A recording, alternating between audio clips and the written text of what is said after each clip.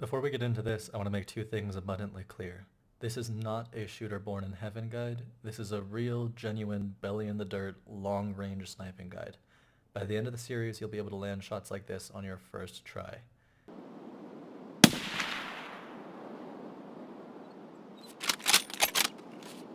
Second of all, you will learn something from this video. It goes well beyond just the usual explanation of how every weapon is zeroed for a different caliber, blah blah blah, etc, etc. Even if you already consider yourself to be pretty experienced or knowledgeable about long-range shooting, you will learn things from this video, I promise. Let's get right into it. To start, we are going to build a rifle that we'll be using to improve with sniping, and I highly recommend sticking to the exact same rifle in the exact same configuration as you learn to snipe, because it will lead to significantly better intuition and leading than if you constantly change it up and change your ballistics. As with all things relating to Tarkov, choosing a rifle starts with choosing the correct ammo. Unfortunately, the base stat card or the wiki is not useful for us. When it comes to sniping, we're looking at different stats than normal players care about. We don't care about penetration, we care about penetration at range. This is determined by penetration and velocity. But when it comes to velocity, we don't just care about muzzle velocity as it's listed, we also care about something called ballistic coefficient, which is a hidden stat that you won't even find on the wiki, which is relevant to velocity at range, which is what's truly going to determine what round we pick. I'll go into more detail on all of these, but it all begins with this amazing website called Tarkov Gunsmith. And before we get into anything, I want to point out that they have a Discord server where you can ask questions and probably talk to me since I'm in there a lot, and they also have a donor button. So if you end up using this website a lot, I would highly recommend sending a few bucks to the person who makes it because he's awesome and he has helped us tremendously when it comes to getting better at sniping in Tarkov. Now we are going to start with the most important stat, both in the regular game and when it comes to sniping, which is penetration. Of course, we care about penetration at range. And the way that I like to measure this is I like to know at what range am I most likely going to penetrate a level 4 helmet. Level 4 because they're very common late wipe and because it's very difficult to find rounds that reliably penetrate level 5, and level 5 isn't too common to run into on maps like Woods or Shoreline where we're going to be doing most of our sniping. And similarly, level 3 is just too low of a goal to set. Plenty of people run U-locks, plenty of people run level 4 helmets, and we need to be able to get through those. For those of you who do not know, the most effective way to penetrate level 4 is to have 40 pen, and the same goes for level 3 being 30 pen, level 5 being 50 pen, etc. You want to have roughly 10 times the armor class level in order to reliably get through that class. And that will give you a 90% chance of penetrating, assuming you do not bounce. Now going beyond that does not give you significantly more. Having 47, 50, 53 pen is barely going to get you above that 90%, maybe 91, 92 as you go well beyond. However, falling below 40 pen is going to significantly impact your ability to get through, to the point where at level 37 penetration, I think it's a 50-50 to get through a level 4 helmet. So it is definitely a sweet spot with extreme diminishing returns for going above or below it. There is also another factor at play here, which is damage, which we're also going to be looking at. Upon a successful penetration, it is possible that you will lose up to 25% of your round's damage during the penetration. And since we're aiming for heads and trying to kill 35 HP hitboxes, we need to make sure we have that plus 25% in order to actually kill the target upon penetration. Now personally, I like to add a little bit of buffer room, and I aim for 50 damage as a baseline. But somebody who understands the armor system better and feels more comfortable cutting it close is going to get more effective range out of their rounds by, maybe accounting for 47 damage or whatever. I just like to have a little bit of a buffer since I'm primarily using large caliber rounds where damage doesn't come into play.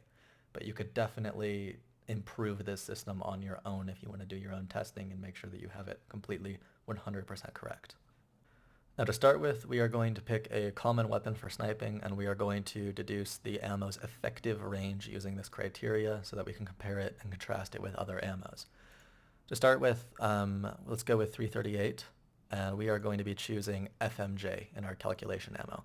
Now we need to choose a weapon, and obviously the weapon is going to impact the performance of the ammo, but I like to just choose a generic weapon. For example, in the case of 338, most people have access to the AXMC well before these other two, and I believe it's the most accurate out of the three, so it's probably the most common choice for sniping, so we'll use this as a baseline. You're going to have to pick your barrel. There's only one option in game, but these three are hidden in the game files, but we can effectively ignore those. Additional velocity modifier is going to come from your suppressor most often. But we're going to ignore that for now. We'll get into that later.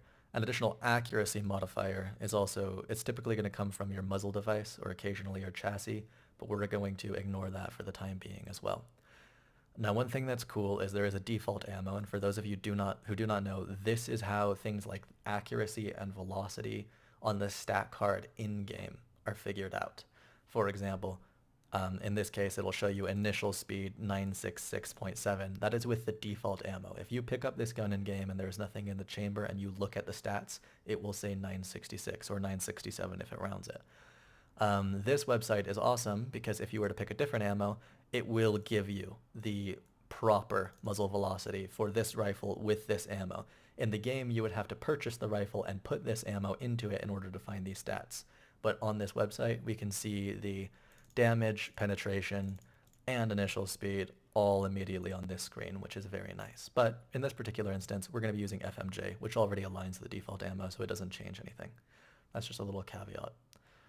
Now, let's figure out the effective range of this ammo by generating a drop table. The maximum distance by default is 200 meters, which isn't enough for us, but it goes up to 2,000 meters, so we can generate a much larger drop table all the way out to well beyond Tarkov ranges.